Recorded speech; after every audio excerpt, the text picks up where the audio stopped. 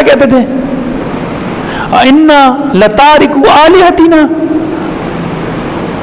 اِنَّا لَتَارِكُ آلِهَتِنَا، ہم کیا کریں؟ اپنے بابوں کو چھوڑ دیں، اپنے بزرگوں کو چھوڑ دیں، اپنے الہوں کو چھوڑ دیں. اجعل الآلہۃ الہا واحدا ان ھذا لشیء عجاب، یہ کیسے ہو سکتا ہے ایک ہی اللہ اولاد بھی دیں،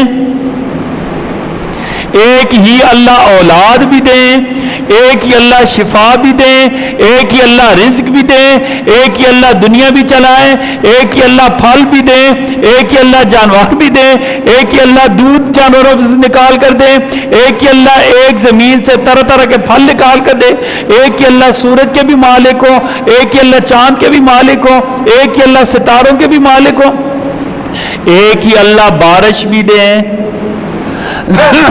ایک ہی اللہ بارش بھی دیں، ایک ہی اللہ چاند بھی نکالیں. اجعل الآلہۃ الہا واحدا، ایک اللہ کیسے کر سکتے ہیں؟ ایک ہستی کیسی کر سکتے ہیں؟ ہونی چاہیے اولاد دینے کے لیے کوئی اور ہونا چاہیے،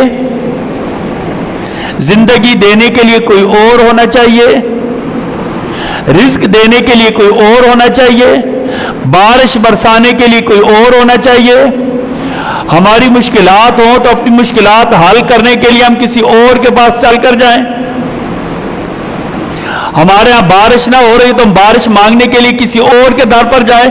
کفار و مشرکین کا یہ نظریہ تھا، اور وہ کہتے تھے اجعل الآلہۃ الہا واحدا، ایک اللہ سب کچھ کرنے والے ہیں، داتا بھی اللہ، دستگیر بھی اللہ، غوث بھی اللہ، سب کچھ اللہ. ان ھذا لشیء عجاب، یہ تو بڑی عجیب بات ہے، بڑی عجیب بات ہے. ان ھذا لشیء عجاب، یہ تو بڑی عجیب بات ہے. انہیں بات عجیب لگتی تھی، در در پر جانے کے عادی ہو چکے تھے نا. جو در در پر جانے کا عادی ہو چکا ہو اسے ایک در کبھی اچھا نہیں لگتا. جو جبین نیاز کا تقدس ہر در پر لٹا چکا ہو نا، اس کو اس کا عزت میں آنا راس نہیں آتا. یہ توحید غیرت سکھاتی ہے نا، توحید اللہ کے سامنے جھکنا سکھاتی ہے، توحید اللہ سے مدد مانگنا سکھاتی ہے.